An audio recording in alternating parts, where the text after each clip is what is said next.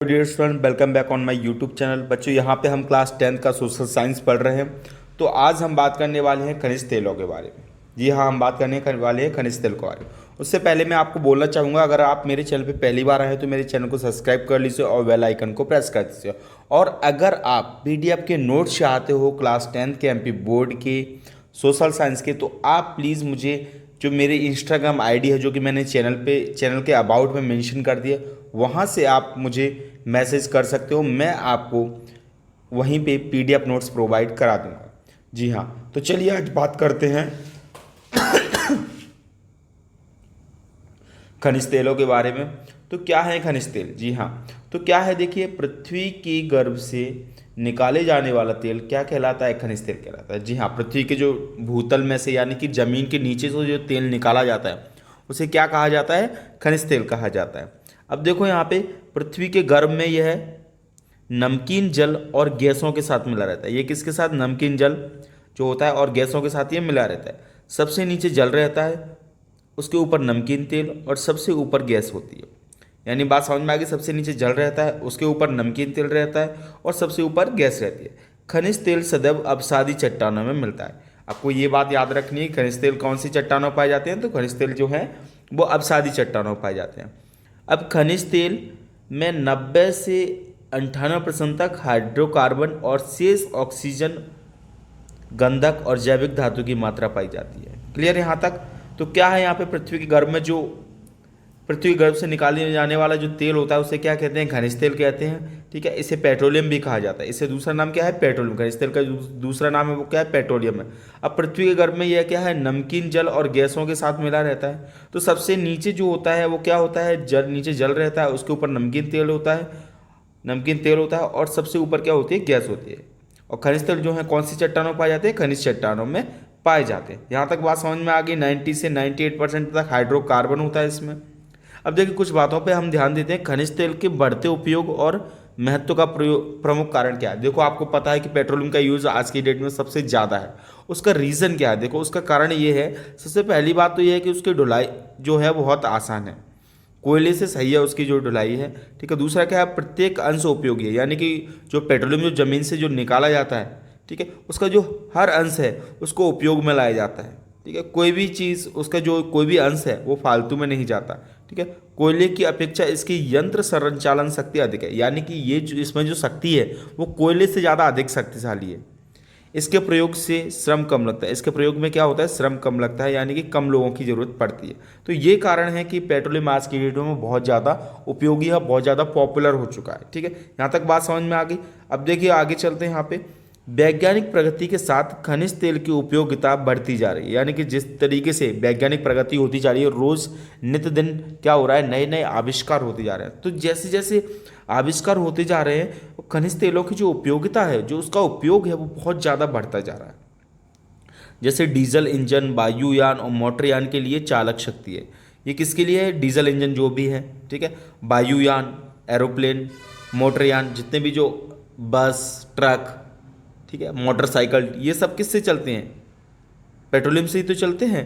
ठीक है, तो यहाँ पे क्या है? कृषि और उद्योगों के लिए विकास भी खनिज तेल उपयोगी है, यानी कि खनिज तेल का उपयोग क्या है? कृषि का जो विकास हो रहा है, जो उद्योग का जो विकास हो रहा है, उसमें भी योगदान है खनिज तेल का। जी हाँ, क्योंकि आपको पता है जितनी भी गाड़ियाँ होती हैं, ट्रांसपोर्टेशन का जो काम होता है, और भी कई मशीनें जो पेट्रोलियम के द्वारा ही चलती है। ठीक है, और उसके बाद का ताप और प्रकाश भी इससे मिलता है। आपको यहाँ पे बता दूं कि पेट्रोलियम से ताप और प्रकाश भी मिलता है, यानी रोशनी भी मिलती है। क्लियर? अब खनिज तेल को शुद्धिशालाओं में शुद्ध कर पेट्रोल, डीजल, मिट्टी का तेल, गैस आदि बनाया जाता है। यानी समझ में आया पेट्रोलियम से क्या क्या बनता है? देखो, इसीलिए तो बोलते हैं कि इसका जो प्रत्येक अंश है वो काम में आ जाता है। इसका प्रत्येक अंश क्या है? उपयोगी है। वो क्यों है? क्योंकि यहाँ पे देखिए पेट्रोल, यहाँ पे देखिए आप लोग, मैं आपको समझा देता हूँ। देखो, खनिज तेल से क्या होता है? पेट्रोल, डीजल, मिट्टी का तेल और गैस और कोलतार, ये सब कुछ यहाँ से मिलता है पेट्रोलियम से। ठीक है, इसीलिए खनिज तेल का उपयोग बहुत ज़्यादा किया जा रहा है। अब चलिए, अब बात करते हैं खनिज तेलों के क्षेत्रों की। ये खनिज तेल भारत में कहाँ कहाँ इसके क्षेत्र हैं, यानी कहाँ कहाँ से ये प्राप्त किया जाता है, कहाँ कहाँ इसका उत्पादन होता है। चलिए, तो पहले बात करते हैं हम लोग यहाँ पे। देखिए भारत में खनिज तेल की खोज 1890 में हुई। सबसे पहले खनिज तेल की खोज कहाँ पे हुई थी? 1890 में। ये बात आपको याद रखनी है, ठीक है। उसके बाद क्या हुआ? सन 1899 में असम राज्य में इसका उत्पादन आरंभ हुआ। सबसे पहले कहाँ पे आरंभ हुआ? खोज तो 1890 में हो गई, ठीक है। उसके 9 साल बाद यानी 1899 में असम राज्य, कौन से राज्य में? असम राज्य में इसका उत्पादन आरंभ हुआ। यानी खनिज तेलों का जो उत्पादन आरंभ हुआ वो कहाँ से हुआ? सबसे पहले तो आपको याद रखना है, असम से हुआ था। कहाँ से हुआ था? असम से।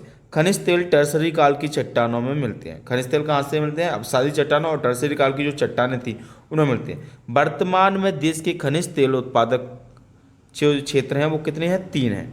कौन कौन से हैं वो मैं आपको बता देता हूँ। यहाँ पे जो पहला खनिज तेल क्षेत्र है वो है असम तेल क्षेत्र। आपको पता है सबसे पहले खनिज तेल कहाँ पे मिलता था?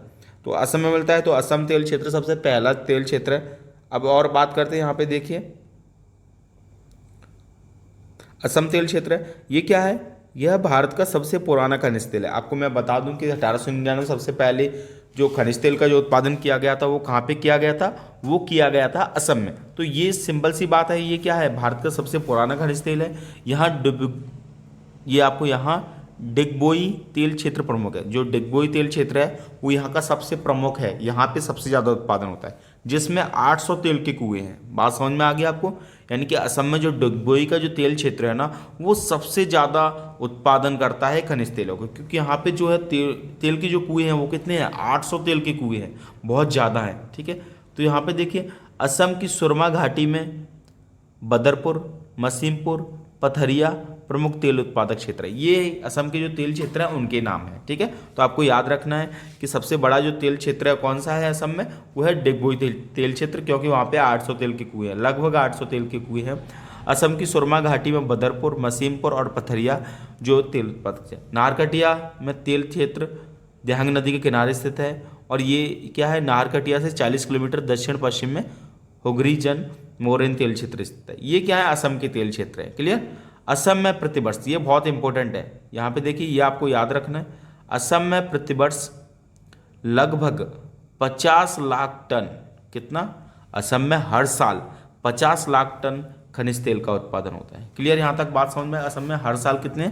50 लाख टन खनिज तेल का उत्पादन होता है। तो ये है असम तेल क्षेत्र। पहला आपको समझ में आ गया कि सबसे पुराना तेल क्षेत्र कौन सा? असम तेल क्षेत्र है। उसका सबसे जो मेन है वो कौन सा है? डिगबोई तेल क्षेत्र है, ठीक है, जहाँ पे 800 तेल के कुएं हैं। इसके अलावा और भी है, और मेन चीज़ क्या है? 50 लाख टन जो असम से है, 50 लाख टन तेल का उत्पादन प्रतिवर्ष किया जाता है, हर साल किया जाता है, ठीक है। अब बात करते हैं दूसरे तेल क्षेत्र की, तो वो है यहाँ पे गुजरात तेल क्षेत्र। देखिए दूसरा कौन सा है? गुजरात। तो पहला कौन सा है? असम तेल क्षेत्र है, आपको याद रखना है, पहला असम तेल क्षेत्र है, ठीक है, और दूसरा कौन सा है? गुजरात, ठीक है, दूसरा गुजरात है। तो यहाँ पे देखिए असम तेल, गुजरात तेल क्षेत्र, गुजरात में तेल की पेटी सूरत से लेकर राजकोट तक फैली है। ये आपको सूरत से लेकर कहाँ तक? राजकोट तक। इसका बेल्ट जो है वो कहाँ तक है? सूरत से लेकर राजकोट, जैसे बड़ौदा, भड़ौच, ये सब जगह है।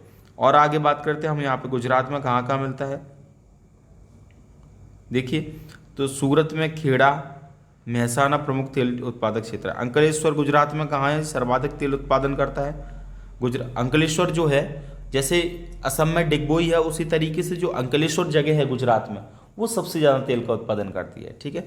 खंबात की खाड़ी, ठीक है, और गुजरात प्रतिवर्ष कितने? लगभग 50 लाख टन खनिज तेल का उत्पादन करता है। कितने का? 50 लाख टन। गुजरात भी क्या करता है? 50 लाख टन खनिज तेल का उत्पादन करता है।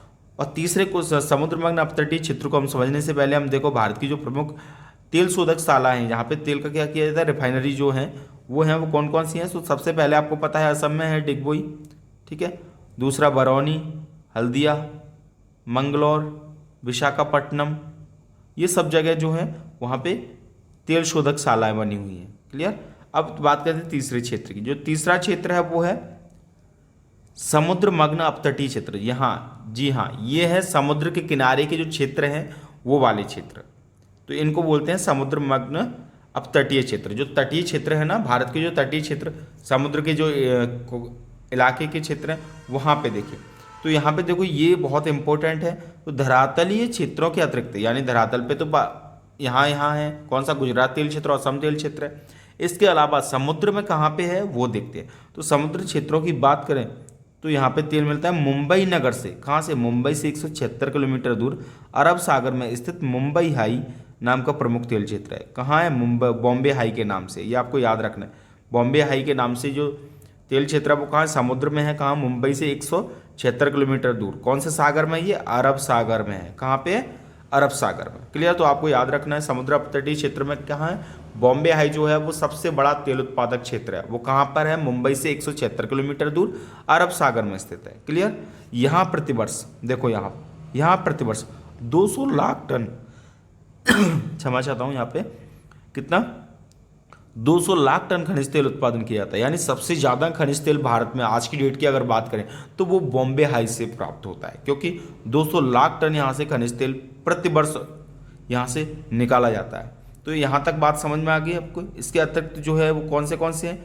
बसीम है, खंबात बेसिन है, कावेरी बेसिन है, गोदावरी बेसिन से भी तेल जो अपतटीय क्षेत्र हैं ये तो हैं, लेकिन जो मेन है वो कौन सा है? मुंबई क्षेत्र है। तो आपको समझ में आ गया होगा कि पेट्रोलियम क्या है, यानी खनिज तेल क्या है, उसके कौन कौन से क्षेत्र हैं। तो 3 क्षेत्र हैं। तो अगर आपको ये वीडियो पसंद आए हो तो प्लीज़ मेरे चैनल को सब्सक्राइब कर दीजिए, और अगर आप PDF चाहते हो तो प्लीज़ इसका जो यहाँ पे चैनल के अबाउट में जाइए, वहाँ पे मेरी इंस्टाग्राम ID है, उस पर आप मुझे फॉलो कीजिए और मुझे मैसेज कर दीजिए। मैं आपको इंस्टेंटली जो भी आप टॉपिक बोलोगे उसके जो MP बोर्ड है उसके जो भी PDF नोट्स हैं मैं आपको प्रोवाइड कराऊंगा बिल्कुल फ्री ऑफ कॉस्ट। ठीक है? तो अगर आपको मेरा चैनल ये वीडियो अच्छा लगा हो और मेरे चैनल पे अगर आपको जो भी वीडियो आप हेल्पफुल हो, तो अगर आपको अच्छे लगे तो प्लीज़ मेरे चैनल को सब्सक्राइब कर दीजिए और बेल आइकन को जरूर प्रेस कर दीजिए, क्योंकि यहाँ पे मैं आपको सभी वीडियो प्रोवाइड कराने वाला हूँ। Thank you.